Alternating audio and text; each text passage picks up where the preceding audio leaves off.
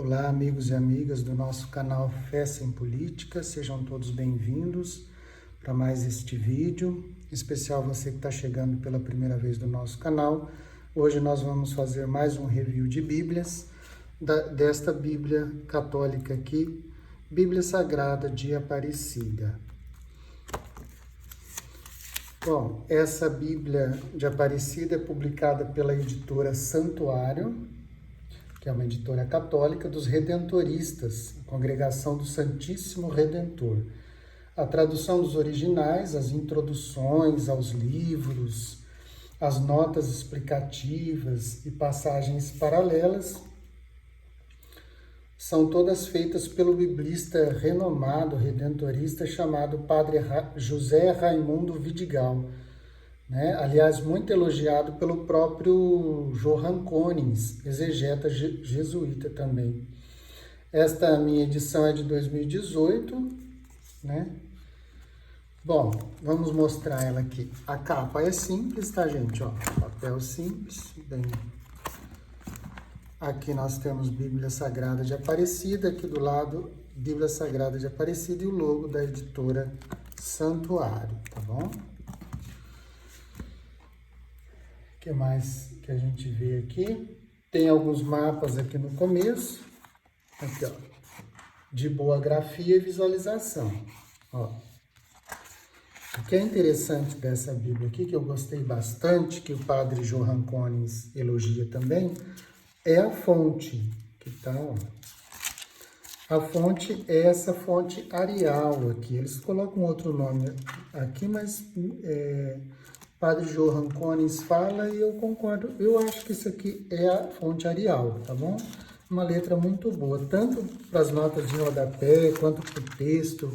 Para tudo que está na Bíblia aqui, traz essa fonte muito boa. Essa letrinha aqui é muito boa para leitura. Num tamanho muito bom, o texto, a gente pode ver aqui, ó, um tamanho médio muito bom. Mesmo as notas de rodapé têm um tamanho bom para leitura. A gente consegue ler muito bem. Bom, é uma tradução limpa, tá? É uma tradução popular, traz um português popular, sem muitos enfeites, né? Um texto enxuto, claro, fácil de entender e sem deixar de ser fiel aos originais, tá bom? Usa o vós, igual a Bíblia Ave Maria, que eu falei lá, né?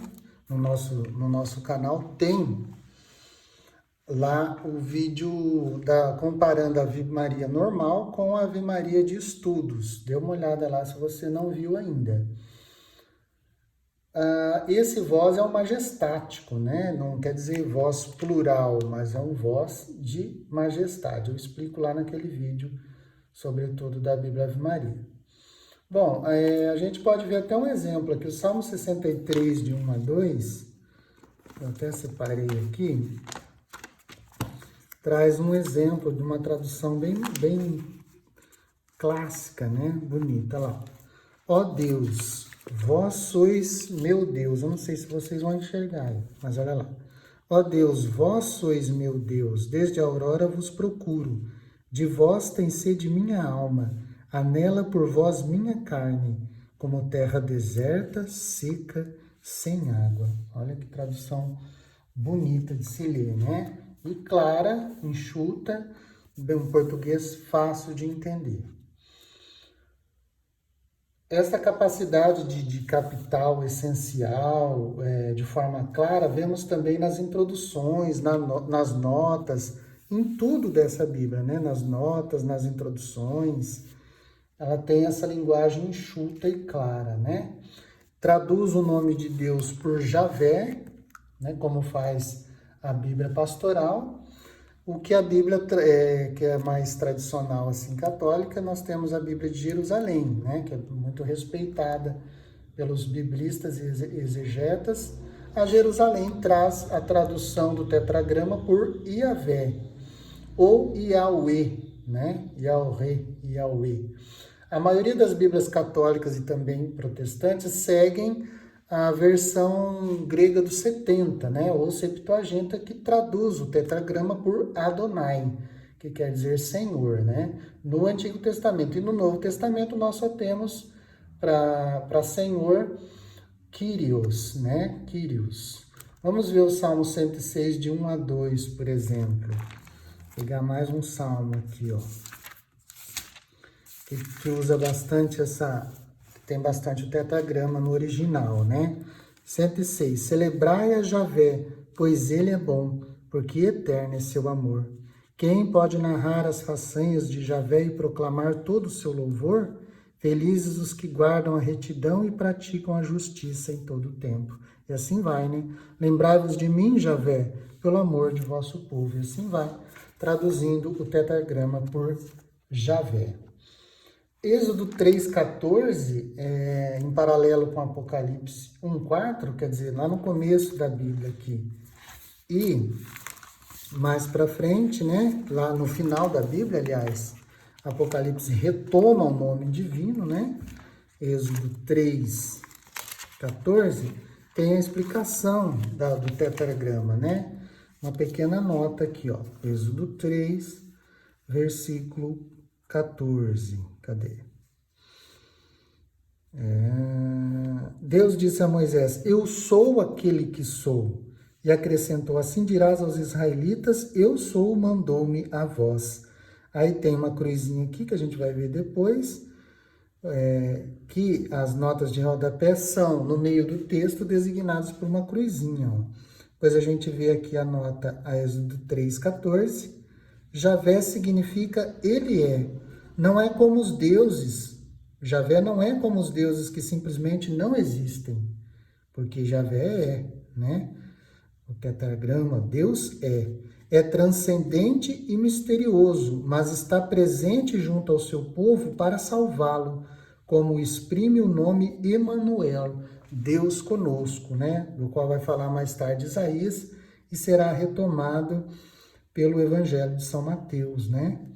Em Apocalipse 1,4, vai desenvolver, São João vai desenvolver aqui no Apocalipse o nome divino, né? Ele vai colocar, além de ele é, ele era e ele vem, ó, Apocalipse 1,4.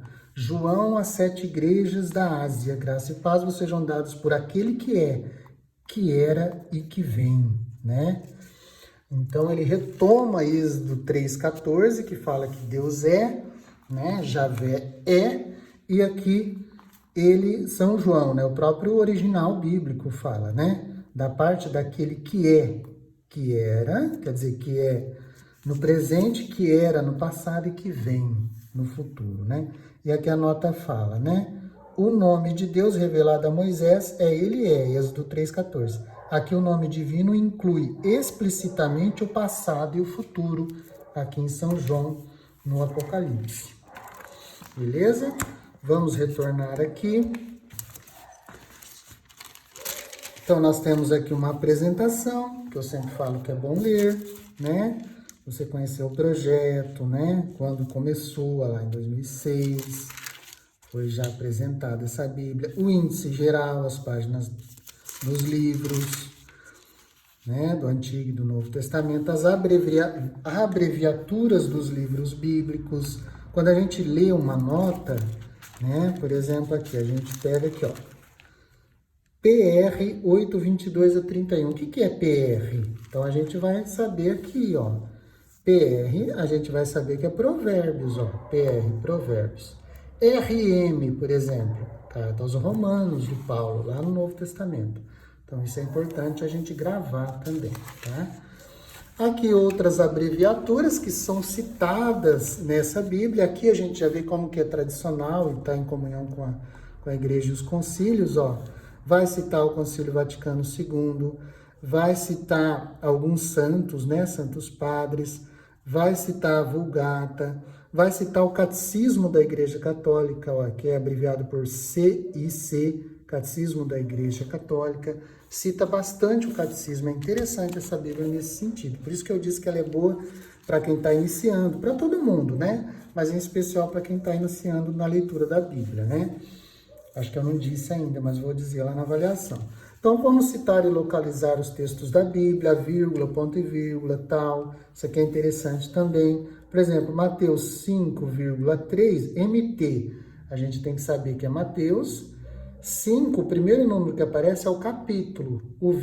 A vírgula separa o capítulo, primeiro número, do versículo, que é o segundo número. Então, aqui, ó, MT 5,3, Mateus, capítulo 5, versículo 3. E assim vai, explica mais detalhado aqui, tá? Introdução à Bíblia, né? Então, aqui é uma introdução básica, a Bíblia inteira, né? Porém, boa para os iniciantes, tá bom? Pega sempre o essencial.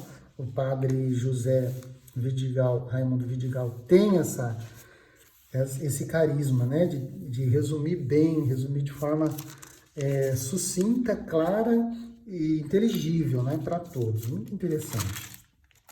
Terminou a introdução geral, temos uma introdução geral ao Antigo Testamento, a todo o Antigo Testamento, né?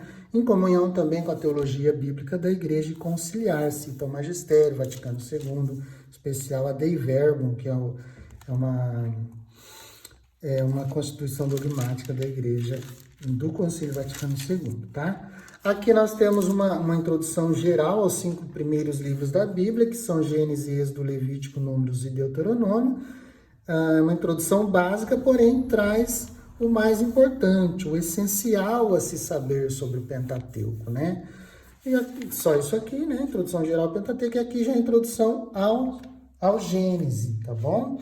Que, como eu disse, são introduções básicas, né? Mas que conseguem pegar o essencial, e a gente percebe, assim, quando a gente lê, que esses comentários, essas introduções, né, elas são imbuídas do espírito bíblico, né? O que é o espírito bíblico? É uma visão de conjunto.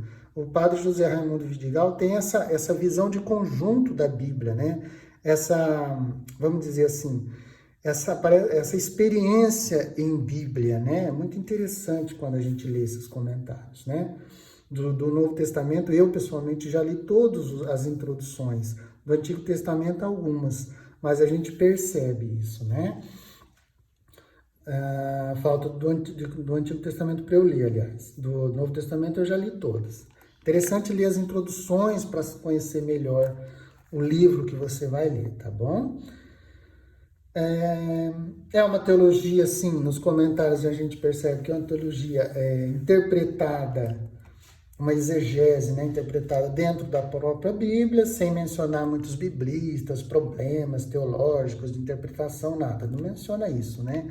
Não é uma Bíblia de estudo essa daqui, né? Não é uma Bíblia para se aprofundar, mas é para iniciar. Serve para todos, viu, gente? A título de comparação, de riqueza, né? De compreensão, serve para todos, mas em especial para o pessoal que está iniciando. Cita, como eu disse, santos padres, os papas, inclusive o catecismo, sobretudo nas notinhas aqui. Bom, as notas, a gente pegar aqui, ó, Gênesis 1, versículo 5, ó, Deus chamou a luz dia e as trevas noite, e houve tarde e houve manhã, primeiro dia. Então aqui tem uma cruzinha aqui, ó. Eu acho que dá para vocês verem aí. Essa cruzinha, a gente olha aqui, a cruzinha indica que tem uma nota explicativa desse versículo, 1,5, olha lá, ó. 1,5, aí explica. Aí, quando vem um asterisco em 1,1, por exemplo, no princípio, Deus criou o céu e a terra. Aí tem um asterisco aqui no final, ó, bem pequenininho. Então, a gente vai aqui do lado e tem aqui o asterisco indica as referências cruzadas, né? Os versículos paralelos. Então, 1,1, onde está o paralelo de Gênesis 1,1? Está lá em Jó, está lá em Salmo, está lá em Provérbios, tá? Não tem muitas referências cruzadas essa Bíblia, porque, como eu disse, não é uma Bíblia de estudo, tá bom? Então, terminado lá o Deuteronômio, os 5 primeiros livros da Bíblia, a gente começa os livros históricos, como as outras Bíblias, né? Católicas, né? Só vai ter diferença lá a Bíblia Tebe, algumas Bíblias ecumênicas, né? A Bíblia judaica traz uma ordem diferente, mas aqui nós estamos na Bíblia, na tradição católica e protestante e ortodoxa. Nós temos aqui, depois do Pentateuco, começam os livros históricos, né? A gente chama de livros da obra histórico-deuteronomista. Quais são esses livros, né? Eu não vou passar em todos, porque cada um vai ter a sua introduçãozinha própria, que são introduções pequenas, mas essenciais e básicas, importantes, né? Quais são esses livros históricos? Josué, Juízes, Ruth, 1ª e 2ª Samuel, 1ª e 2ª Reis, 1ª e 2ª Crônicas, Esdras, Neemias, Tobias, Judite, Esther e 1ª e 2ª Macabeus, tá bom? Esses são os livros históricos. Todos esses daqui, ó, que eu falei, Crônicas, Esdras, Neemias, Reis. E terminado aqui, Macabeus, o 2ª Macabeus, o último livro do grupo histórico, nós chegamos com Jó, que se iniciam os livros da sabedoria de Israel, ou chamados livros sapienciais, né? Quais são eles, né? Todos terão as suas introduções também, o texto bíblico, as referências e as notas explicativas, né? Mesmo esquema, mesma coisa, mesma fonte, tudo normal, né? Quais são os livros sapienciais, então? É o livro de Jó, Salmos, né? Provérbios, Eclesiastes, né? Ou Coelete, Cântico dos Cânticos, Sabedoria, Deuterocanônico, Eclesiástico ou Ben Siraque, que também é deuterocanônico, tá? A gente só vai encontrar nas Bíblias católicas. Aqui são todos esses livros, né? Os livros da sabedoria. Termina aqui em Eclesiástico, tá bom? Aí começa, após o Eclesiásticos, começam os profetas, que nessa Bíblia tem uma introdução geral comum. Muito boa, aliás, viu, gente? Aqui, ó, é uma introdução geral a todos os profetas, tá? E só depois que vai começar a introdução ao primeiro dos profetas, que é Isaías, tá? Aliás, podemos notar que os livros sapienciais, né, os livros históricos não tiveram essa introdução geral, como teve lá o Pentateuco. Vocês lembram que lá no Pentateuco teve essa introdução geral a todos os livros, e aqui também nos profetas. Mas não aconteceu isso com os livros históricos e sapienciais, que não tem essa introdução geral, tá? Seria interessante se tivesse, mas não tem. Tá? Que ajuda a entender o contexto dos profetas, o contexto lá do Pentateuco, né? Seria bom se tivesse, mas não tem, mas sem problemas. Aqui, cada profeta vai ter a sua introdução própria depois, tá? Quais são os profetas, então, gente? A gente pode ver isso lá no começo da Bíblia, tá? Eu vou falar aqui, mas a gente acha aqui, ó, quais são os profetas, os livros históricos, os livros proféticos e sapienciais. Quais são os profetas? Olha aqui, ó. Se a gente acompanhar aqui, ó. Isaías, aí tem a página aqui. Isaías, Jeremias, Lamentações, ó. Baruque, que é um deuterocanônico. Ezequiel. Deuterocanônicos são livros que são encontrados somente nas Bíblias católicas e ortodoxas, tá? Os protestantes chamam de apócrifos, e a grande maioria das Bíblias protestantes publicadas em português não trazem os livros deuterocanônicos, tá? Algumas trazem, mas muito pouco, né? Depois, continuando os profetas: Daniel, Oséias, Joel, Amós, Abidias, Jonas, Miqueias, Naum, Abacuque, Sofonias, Ageu, Zacarias e Malaquias, tá bom? Então, esses são todos os profetas. Vamos ver se tem alguma colinha aqui. Tem uma colinha aqui no meio. Ah, tá. Aqui em Baruque, percebemos que o capítulo 6, ó, a introduçãozinha de Baruque, é um deuterocanônico, né? O capítulo 6 de Baruque traz a carta de Jeremias, ó, como apêndice, tá? Capítulo 6 do profeta Baruque, que é um escrito também, essa carta de Jeremias é um escrito também deuterocanônico, que em algumas Bíblias católicas vem separado do texto de Baruque, tá? Vem como um outro livro. Bom, terminados aqui os profetas, o último profeta que a gente leu lá em Malaquias, começa o Novo Testamento. Então, como lá no Antigo Testamento teve uma introdução geral ao Antigo Testamento, aqui tem uma introdução geral ao Novo Testamento, tá bom? Que é bem básica, informa só o necessário, né? porém com fidelidade à tradição bíblico-teológica da Igreja, ao magistério, citando inclusive o Concílio Vaticano II, tá bom? Aqui do lado nós já vemos uma introdução geral ao gênero literário dos evangelhos, os 4 evangelhos canônicos, Mateus, Marcos, Lucas e João, e cita Santo Irineu aqui, que foi decisivo aí na escolha dos livros canônicos, né, no discernimento dos livros canônicos, Santo Irineu de Lyon. Depois segue a introdução ao Evangelho de Mateus, ó, uma introdução pequena, básica, mas muito importante, tá bem? Vai ter, os 4 evangelhos terão suas introduções e também os Atos dos Apóstolos, tá? Terminados os Atos dos Apóstolos, olha lá, terminou o livro dos Atos dos Apóstolos, que é um escrito de São Lucas, é uma continuação do Evangelho de São Lucas. Nós chegamos aqui à literatura paulina, as cartas de Paulo. Antes, porém, da introdução de Romanos, que é a primeira carta de Paulo, nós temos aqui uma introdução importantíssima, uma introdução geral a todas as cartas de Paulo. Olha que interessante. Como teve lá para os profetas e para o Pentateuco no Antigo Testamento, aqui no Novo Testamento nós temos uma introdução geral ao grupo de escritos chamado de cartas de Paulo, que são diversas cartas, né? E assim como a gente teve lá a introdução geral aos 4 evangelhos também, né? Em seguida, cada epístola vai ter a sua introdução específica, né? Mesmo aquelas que são duplicadas. Se a gente pegar aqui, tem cartas que são duplicadas, vem em 2, né? Por exemplo, 1ª e 2ª Coríntios, 2 cartas, 1ª e 2ª Tessalonicenses, 2 cartas, e 1ª e 2ª Timóteo, 2 cartas, né? Essas, mesmo sendo com o mesmo nome, as cartas de mesmo nome, elas têm introduções separadas, tá? Essas introduções aqui ao livro. As cartas paulinas quais são? Romanos, 1ª e 2ª Coríntios, Gálatas, Efésios, Filipenses, Colossenses, 1ª e 2ª Tessalonicenses, 1ª e 2ª Timóteo, Tito e Filemon.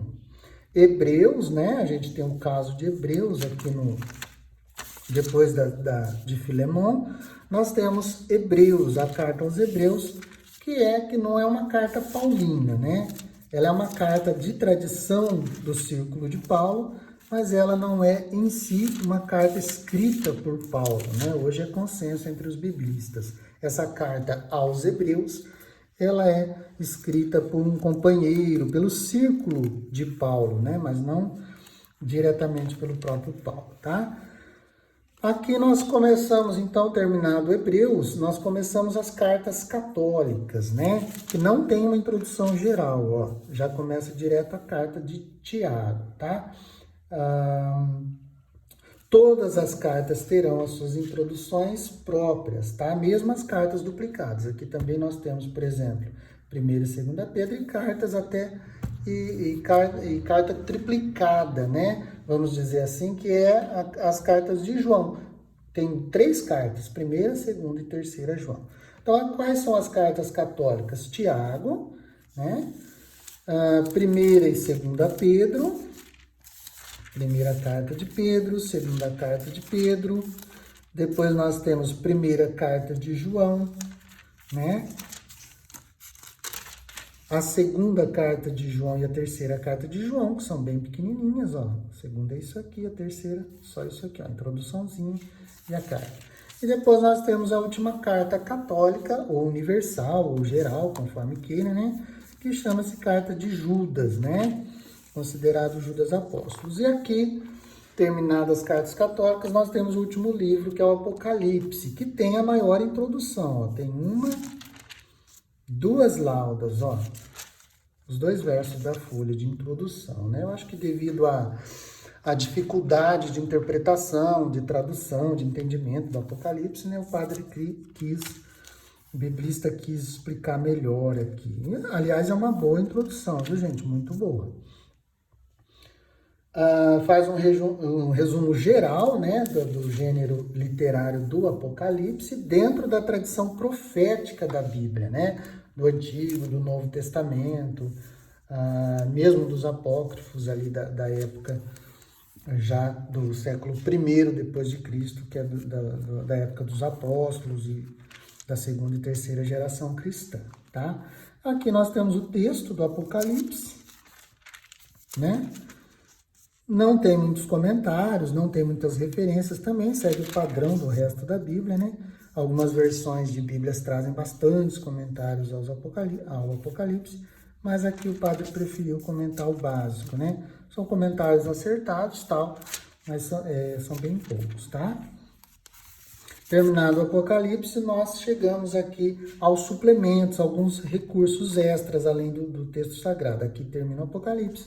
Aqui nós temos um vocabulário bíblico, que é bom, né? Mas é básico, traz os últimos estudos, entendimentos de alguns termos, por exemplo, alma, aliança, altar, né? Água, amém, tal.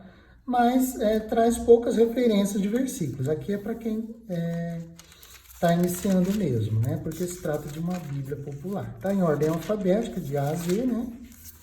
Terminado aqui esse vocabulário bíblico, não estou dizendo ruim, viu, gente? É muito bom, aliás, para entendimento de termos, né? Por exemplo, aqui prosélito, que quer dizer próximo, publicano, né? E assim vai. Púrpura, Qumran, querigma, e assim vai. Aí terminou aqui o dicionário, nós temos fatos e datas mais importantes, uma cronologia bíblica básica, tá? Que vai de 1850, da época abraâmica, até 100 depois de Cristo, tá? No final ali do primeiro século, já depois de Cristo. E depois, para terminar aqui, nós temos mais alguns mapas, né? Palestina no tempo de Jesus, os lugares da paixão, as viagens de Paulo. Esses são os pouco menores, ó, para a gente enxergar. E aí, se encerrou, tá bom? Bom, eu já falei bastante que eu gosto dessa Bíblia, né? Eu acho que a tradução dela é muito acertada, traz um português mais fácil, só que não deixa de ser fiel, né? Não aumenta nem inventa, vamos dizer. É uma tradução muito, muito boa de ler, gostosa de ler, aliás. Eu gosto dessa Bíblia. Ela é uma tradução, se a gente falar, mas é semântica, busca só o significado. Não, ela não é. Ela é uma tradução literal, tá, gente? Ela é mais formal. Somente o português, né? Usa o vós, tal, majestático, mas ela é um português de fácil entendimento. Os comentários, as notas explicativas, as introduções são tradicionais, como eu disse, são clássicas, né? Citando inclusive o Catecismo da Igreja Católica, alguns santos padres, né?